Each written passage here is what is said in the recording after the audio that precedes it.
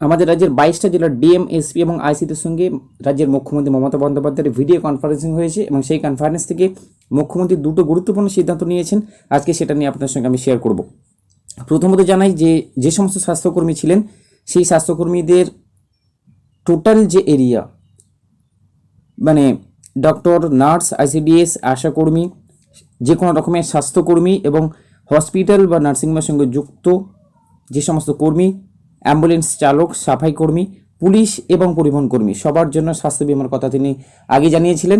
এবং এখানে স্বাস্থ্য বিমাটা যে 5 লক্ষ টাকা ছিল সেটার ভ্যালিডিটি ছিল 15ই এপ্রিল পর্যন্ত, সেটাকে তিনি এক্সটেন্ড করেছেন 15ই মে পর্যন্ত, আরও 1 মাস বাড়িয়ে দিয়েছেন। এবং এই 5 লক্ষ টাকা কিন্তু 10 লক্ষ টাকার বিমা করে দিয়েছেন। এবং শুধুমাত্র ডেথ বেনিফিট না, যে কোনো রকমের হেলথ প্রবলেম হলেই কিন্তু এই বেনিফিটটা পাওয়া যাবে। এখানে সবাই পাচ্ছেন। আগের মতো শুধুমাত্র কিছু একটা লিমিটেশন ছিল, লিমিটেড এরিয়া ছিল, এখানে কিন্তু সবাই এখানে ইনক্লুডেড, মানে অ্যাম্বুলেন্স চালক থেকে শুরু করে আইসিডিএস, আশা কর্মী সবাই আছেন, সাথে পুলিশ, পরিবহন কর্মী, সাফাই কর্মী সবাই এই বিমার সঙ্গে যুক্ত হলেন।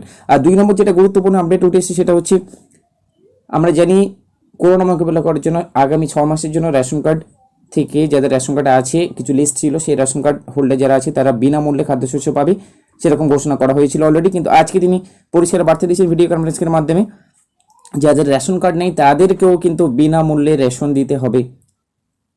1 এপ্রিল থেকেই যে রেশন সামগ্রী বিতরণ শুরু হবে, তিনি বারবার করে কড়া নির্দেশ দিয়েছেন যেন প্রত্যেকটা ব্যক্তি, রাজ্যের যারা ব্যক্তি আছেন সবাইকে রেশন কার্ড না থাকলেও রেশন সামগ্রী দেওয়া হয়। তো বন্ধুরা, ছিল আজকের ভিডিও এটাই।